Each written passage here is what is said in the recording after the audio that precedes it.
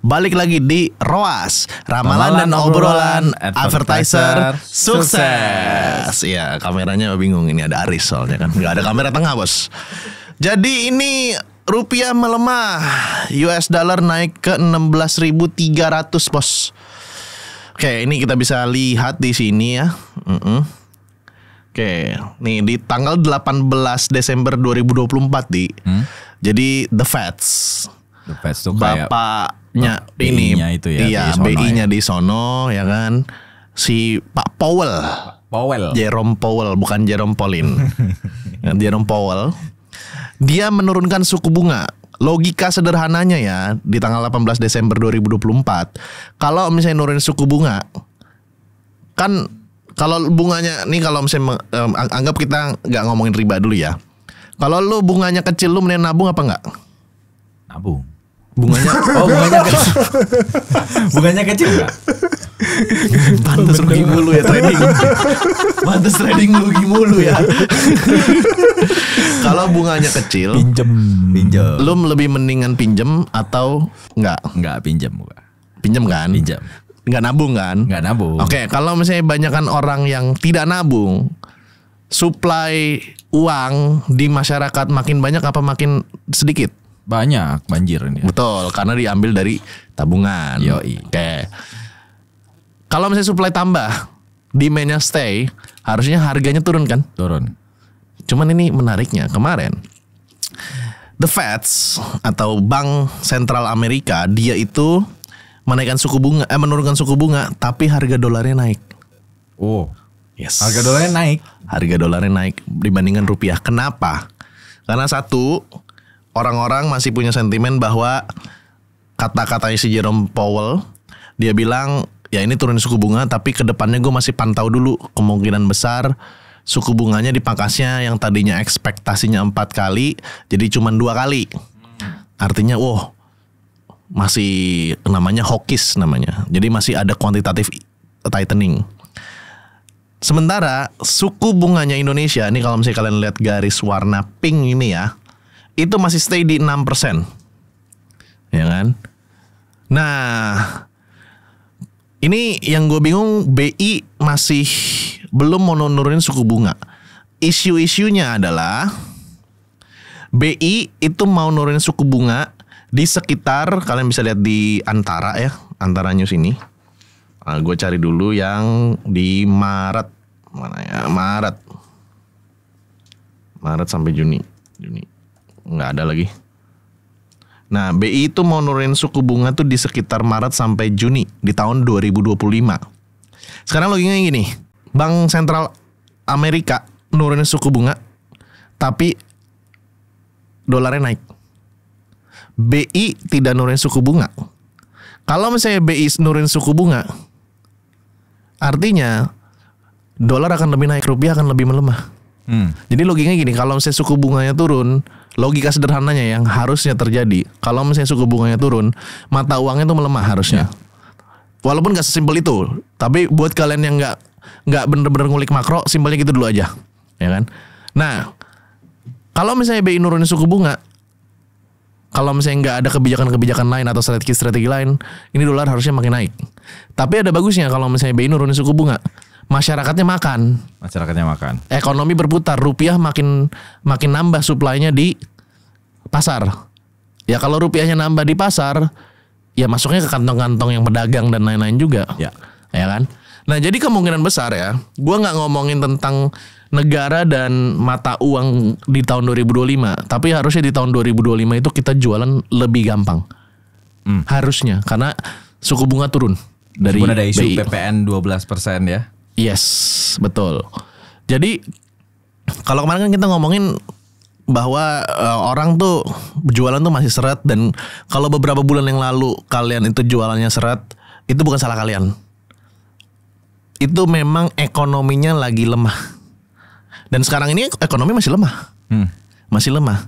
Ada peningkatan dikit, tapi belum bener-bener bullish. Gimana Riz bullish? Bullish, ya kan? Belum bullish. Bullish itu artinya pede bakalan ada peningkatan gitu. Di tahun 2025 sih kalau ngelihat dari kondisi ekonomi, harusnya ini ya, BI nurunin suku bunga dan harusnya liquidity atau uang tuh banjir di masyarakat, makin banyak orang yang kerja, perusahaan makin ekspansi. Kita yang dagang-dagang untuk ke orang-orang lower class sama middle class yang nggak masif harusnya kita kecipratan juga. Amin. Kayak gitu sih. Itu sih update makro dari gua. Jadi seperti yang kita harapkan ya di sebelumnya itu di 2025 BI mangkas suku bunga 2025 harusnya tahun yang gokil untuk kita dapetin banyak profit. Ya. Kan? Yang paling penting profitnya buat kalian-kalian yang jualan ditabung dulu biar bisa serok aset-aset yang bisa kali-kali lipat di tahun 2026-2027. Please. Not financial advice. Oke, itu dari makronya ya, belum ada terlalu banyak update ya. Ada banyak sebenarnya kalau ngomongin tentang perang dagang Cina sama US dan lain-lain. Terus ngomongin tentang surat hutang 10 tahun sama surat hutang 2 tahunnya US sama China, cuman ntar lu pusing. Ya. Jadi ya kita sekarang lanjut aja ke kondisi perdagangan di Desember kali ini. Bagaimana ini Menteri Facebook Ads kita? Kelas. Kondisi perdagangan di Desember ini. Jadi isu sebelumnya yang kayak akun restrict, badai akun segala macam, alhamdulillah udah berkurang 50%. Oke. Ya udah alhamdulillah lah ya. Khususnya buat teman-teman yang ada di Akademi Marketer juga, karena gue udah kasih akses ke akun whitelist free, mereka juga enjoy, jadi udah berkurang banget. Udah mostly hampir nggak ada juga teman-teman yang masalah akunnya yang kemarin sempat nggak bisa ngiklan gitu-gitu. Jadi Facebook sudah entah kenapa akhir-akhir ini enak aja gitu ngiklan. Dan yes bener mulai ada peningkatan. Jadi dari bisnis gue sendiri, dari si Red Gold Indonesia itu ada peningkatan. Lalu dari teman-teman Akademi Marketer VIP juga banyak yang hasilnya juga gacor ya ibaratnya. Padahal funnel mereka gue lihat, gue ngajarnya CTWA tapi mereka pakainya landing page langsung full form.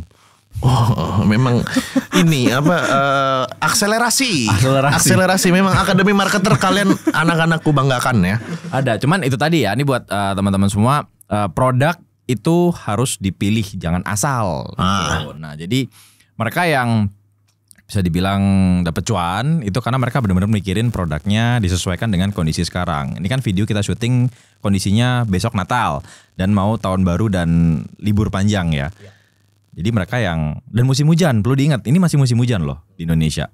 Dan beberapa dari teman-teman ini gue nggak spill langsung direct produknya apa, tapi niche produknya mereka itu memang cocok banget digunakan di musim hujan. Jas hujan. Nggak harus jas hujan. Gue nggak bisa spill produknya ya karena itu nanti itu privasinya teman-teman, nanti gue takut dimarahin lagi. Akademi Marketer ya? Iya di VIP. Jadi bukan gue yang riset tapi mereka sendiri yang riset. Mereka minta konsul sama kita, sama mentor N juga. Dan ketika kita lihat kenapa lu pilih produk ini, ya karena reasonnya hari ini musimnya musim hujan mas, dan produk ini tuh bisa menyelesaikan masalah ini spesifiknya. Oke, itu good reason banget, makanya produknya bisa up, bisa naik. Kelas sih. Namun perlu diingat ini musim liburan ketika video ini dibuat. Mungkin kita akan up video ini di minggu ini ya, berarti Jumat besok lah akan up. Artinya adalah di musim liburan teman-teman jangan terlalu ngegas gede-gedean budget. Betul. Karena kenapa? Attentionnya orang itu akan beralih fokus ke liburan. Mereka akan kumpul dengan keluarganya, mereka perjalanan jauh, ya kan, ke tempat wisata. Attention melihat handphone itu ke sosial media akan jauh lebih berkurang. Dan ketika lu naikin budget belum tentu akan segacor ketika tidak musim liburan. Betul. Itu yang pertama. Nah, tapi apakah harus tidak beriklan? Enggak juga. Jadi ibaratnya gua kasih lu rambu-rambu ya. Jangan naikin budget drastis. Tapi ketika memang lu dengan budget yang seperti hari biasa ternyata peningkatan penjualannya sampai 2 kali lipat, itu boleh lu naikin scale out gede-gedean pada waktu liburan. Itu nggak salah. Karena tipis-tipis dulu lah ya. Yes. Tapi kalau tipis-tipis kelis. Kalau gue jujur waktu lebaran itu gue selalu naikin 1000%. 1000% budget loh? Iya, yang daily-nya dari daily-nya biasanya cuma 1,5 juta gitu ya, gue naikin langsung dang ke 11 juta. Itu nggak 1000% kalau 1,5 juta. Kalau 1000%-nya 1,5 miliar dong. 1000% enggak kali 150 juta. 150 juta kali 10. 150 juta sehari. Enggak 11 juta 500-an. Disclaimer ya, itu manual bidding. Jadi ketika indikatornya adalah udah bener-bener ketika lu masa liburan ternyata dengan budget yang sama 1 jutaan yang tadinya orderan 20 jadi 50. Lah itu baru naikin 10 Bener, kali. bos. 700% itu. Kalau dari 1,5 ke 11. Oh iya benar. Iya 700%. Kalau 1000%-nya ke 15 juta dia. Oh iya benar salah. 700% yang benar ya teman-teman ya, 700%. Lu nggak pakainya 10 kali lah gitu lah. 7 kali lipat 10 kali lipat. Kira leverage crypto. Kalau baru kemarin mulai trading ya kan. Udah mulai gambar-gambar tuh. Gue udah agak serem sih. Firdi udah gambar. Udah waktu exit nih gini kan ya. Firdi masuk tuh exit ya. Oke, benar sih. Dan sama ini sih dia, karena kan mereka udah cari duit dari kemarin-kemarin, nikmatin lah liburan bareng keluarga lah ya. Ya, Nggak selamanya hidup itu untuk kerja ya. Mantap. Lu kerja apa liburan sama keluarga besok di? main sama kalian kan. Mau main bowling. Main bowling kita. Oke. Itu gua ya, belum tentu teman-teman yang lain bisa merasakan seperti itu. Karena nature-nya dari Red Gold Indonesia sendiri, dari si Saffron ini ketika liburan atau lagi lebaran justru penjualannya meningkat. Tapi lihat indikatornya dulu. Misalkan besok kan tanggal 25 tanggal merah nih. Kalau misalkan teman-teman punya produk yang di tanggal 25-nya atau di tanggal merah atau di hari liburnya itu peningkatan penjualannya bagus dan besoknya masih hari libur, boleh tuh naikin budgetnya 20% dulu.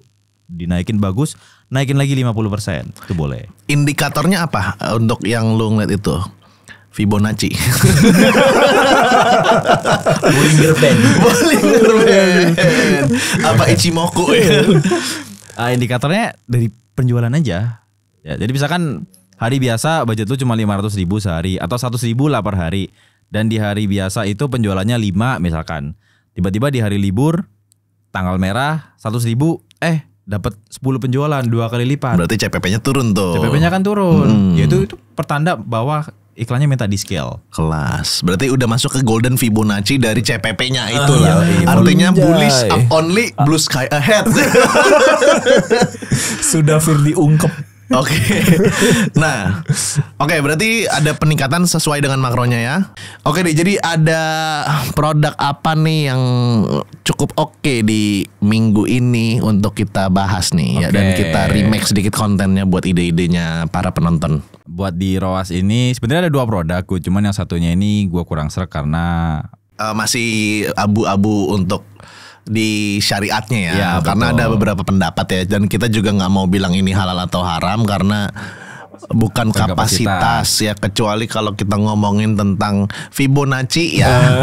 Itu juga bukan kapasitasnya Firdi. bukan kapasitas Dio lah ya, kapasitas Dio lah Sama sebagai Aldio. trade. Ya. ini sih produknya, yaitu dia nih yang tasnya ya, bukan ceweknya ya, tasnya. Kan ceweknya disensor Kalau lu berarti. jual ceweknya. Ini sih mukanya, ini sih rambut ceweknya sih cepak Fibonacci sih kayaknya sih. Ini kontennya gambar gini doang di. Gambar gini doang, makanya ini dengan gambar gini doang Ini aja. winning di kontennya di. Catnya masuk di bawah 2.000 perak dan CPC-nya di bawah 1.000 sih ini. Oke. Dan makanya gua punya pikiran nih, mungkin kalau pakai otaknya Aris kan bisa dapat lebih bagus lagi nih. Gimana Bisa. caranya? Belum tentu sih. Belum tentu. Ungkep kan Riz. Tapi at least lu Oke. bisa kasih beberapa variasi, let's say tiga jenis konten yang bisa mereka testing lah gitu loh, Riz. Oke. Koleksi baru tas tote bag diamond gratis tote bag mini. Ini style kontennya ibu-ibu banget sih. Style konten ibu-ibu banget dan kayaknya emang target pasarnya ibu-ibu juga. Oke. Target pasarnya ibu-ibu. Jadi gua nggak berani kasih referensi konten yang Gen Z, takutnya malah boncos kalau kita bikinin video yang kayak Gen Z kekinian ya. Mungkin bisa kayak gini loh, Riz. Misalnya tetap poster nih. Tapi kan di sini ada tas. Dia kan cuma ngasih tahu tasnya lucu, ambil sekarang. Oke. Jadi unique selling point-nya cuma lucu gitu. Iya. Gimana kalau misalnya kita tambahin muat dot bayi, muat dompet, muat laptop, muat apa? Benar. Jadi mungkin yang bisa ditambahin itu kayak biasanya yang 5 in 1, 3 in 1 atau langsung harga diskonnya. Benar. Kalau kayak gini, kalau gambar ya, atau mungkin variasinya, kelebihannya tote bag diamond nih apa? Misal dia gede banget kan. Nah tuh kasih video lucu-lucuan tuh yang barang yang gedenya bangetnya yang nggak masuk akal tuh masuk di tas semua. Timbangan. Masuk timbangan. Timbangannya bukan timbangan yang itu, yang tuh nggak, yang timbangan diputer-puter tuh, yang kayak zaman dulu di pasar tuh. Timbangan daging. Timbangan daging bisa. Jadi kayak laptop udah masuk, timbangan udah masuk, barbel nggak putus. Nah, tapi yang bawa tuh ibu-ibu. Kontennya tuh ibu-ibu bawa laptop masuk, timbangan masuk, barber 20 kilo misal masuk gitu ya. Jadi tuh message-nya tuh tersampaikan kalau tas ini gede banget dan apapun bisa masuk. Terus tambahin lagi beban keluarga masuk ya kan. Bayangin Bu, beban keluarganya masuk tas ini, gimana barang-barang ibu kesehariannya. Iya, jadi mungkin contoh konten kalau di videoinnya kayak gitu. Iya. Kalau dari gua ya. Atau di poster ini bisa tambahin kayak masuk dot, masuk apa, dia kasih buletan kasih lihat di kompartemennya dia. Ya. Dan sama satu lagi gue mau sedikit demoin, ngajarin kepada anak-anak yang mau bikin konten kayak gini, ya kan? Kan kita kan mau cari angle konten kan, sama message kontennya kan. Contoh kayak message ini kayak kalau misalnya gue lihat ya, desainnya unik, pasti bikin kamu jadi pusat perhatian. Oke, dia message-nya adalah unik biar lu jadi pusat perhatian, satu. Ya. Kedua, ada bonus. Cuman dua itu. Dua itu benar. Yang message-nya dikasih tahu. Nah, tapi dalam kalian menentukan message sebuah konten untuk beriklan, kalian juga harus melakukan survei. Contohnya sekarang di sini kan ada cewek, istrinya Diva, Shiva, ya kan? Istrinya Diva, Shiva, ya kan? Sama-sama Fa semua kan. Jadi kalian contoh misalnya gue mau bikin konten kayak gini, gue pasti bakal tanya Shiva nih. Shiva mungkin boleh bersuara dikit juga ya. Lu dalam menentukan mau beli tote bag di umur lu yang belum punya anak, let's say kita target marketnya adalah orang yang belum punya anak. Oke. Berarti kan ini target market bisa ibu-ibu yang udah punya anak, ibu-ibu yang belum punya anak, ibu-ibu yang anaknya udah gede, udah udah nggak perlu bawa dot bayi lagi. Bisa dibikin lagi anaknya yang masih menyusui, masih menyusu, maksudnya masih formula, sufor.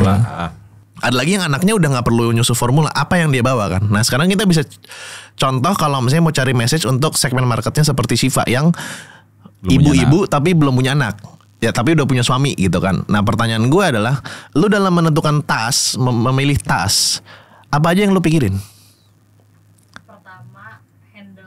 Pertama handle. Ininya ya berarti ya. Oke, ada supportnya. Ini kan berarti bisa kasih apa, garis panah, Riz. Empuk gitu kan. Empuk di bahu. Oke. Kalau misalnya mau sekalian ngehina, empuk di bahu kamu yang udah reot gitu. Bisa lo digambar tapi kan. Terus kompartemen di dalamnya. Oke, muat apa aja? Nah setelah udah dapat pertanyaan kayak gitu, jangan lu cuma diem guys. Lu tanya lagi, emang lu biasanya bawa apa aja sih? Apa aja, misalnya tisu basah, tisu basah, peralatan kecantikan tuh kayak lipstick dan lain-lain, parfum mini, power bank, kabel, kalau bisa laptop atau iPad, terus gitu. Oke, tanya lagi, kalau lu lagi jalan sama suami, kan banyak nih suami-suami yang suka nitip dompet, nitip kunci mobil. Lu itu jadi pertimbangan juga nggak? Jadi pertimbangan. Berarti kan di situ bisa banyak angle-nya. Satu, lu bisa bikin satu konten angle yang message-nya empuk di sini. Coba tes satu, jeder. Kedua, kompartemennya banyak. Bisa bawa laptop, bisa bawa kosmetik, bisa buat ini, bisa buat ini, ya kan?